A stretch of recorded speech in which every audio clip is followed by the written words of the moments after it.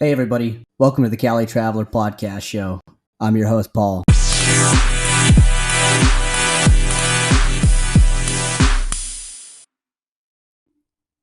Once again, welcome to the Calitraveler podcast show. I'm your host, Paul.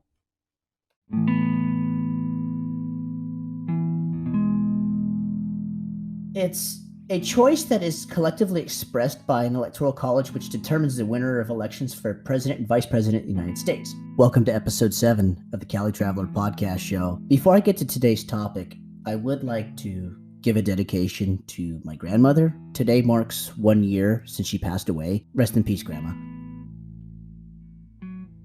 Now we're getting to the topic of today, which would be the U.S. presidential election and my experience of going through this election as an American expat.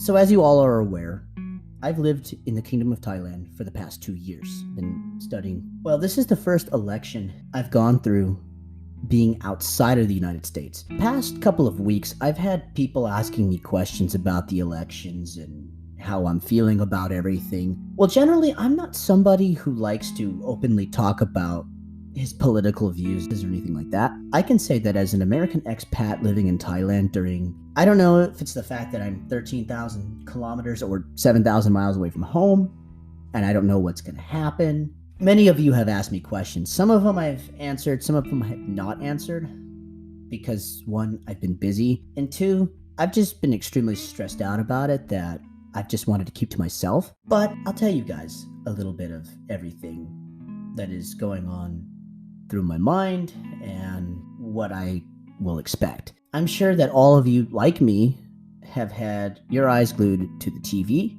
or to your phone and updating every 5 minutes about the presidential election, the most votes from the Electoral College, and who's got the most popular vote. Well, it's very stressful. I'm sure that you all have seen the news in the past 4 years and everything that's happened back home. One reason why this election stresses me out to the max. It's being so far away from home and not really knowing what is going on there. Really what worries me. You see about all these protests and you hear about people inflicting violence on one another, and honestly, it's not something that I'm wanting to really talk about. You know, I'm aware of all the problems that are going on in the US. I'm aware of it, but it just hurts to be so far away and being so worried about your loved ones during this time. Really, the unknown is what ends up getting to me. Now, some of you have asked me how the presidential elections work and what exactly happens in order for a president to be elected. Okay, so all of you that think that the US is a democracy, I can tell you this: the US is not a true democracy, or what they would call direct democracy. The US happens to be a republic. So what that means, American citizens will vote representatives into office to represent whether it's their state, district, in government. For instance, a congressman or congresswoman will represent a state or the district of a state in the House of Representatives, which is the lower house of the legislature of the United States. And then you have senators, which are elected to the U.S. Senate, which happens to be the upper house of legislature. You have 2 types of votes: popular vote and the electoral vote. So the popular vote is basically people like you and I voting. Think of it as majority of the people, which would be you and I. That's the popular vote. Now, the presidential election is a little bit different. So the popular vote is an indirect election. So basically, it's the total number of votes received in the first phase of the election as opposed to the votes cast by those elected to take part in the final election. Electoral College is actually what elects the President of the United States. So now each state has its number of electors, with California being the highest at 55 electoral votes. We, the people, don't actually vote for the U.S. president. It's actually the Electoral College that votes for it. And a lot of people ask me about it, but to be honest with you, I could explain it to you all day, and it would still be pretty complicated to explain. It works is that every 4 years, we, the American people, decide on president and vice president of the United States. The way that it works is that the president will serve 1 term, which lasts 4 years, and they can run for re-election once, which would be another 4 years. For instance, in 2008, when Barack Obama was elected president, he ended up running again and was reelected for a second term in 2012. But after that, President Obama couldn't run for a third term due to the U.S. Constitution forbidding it.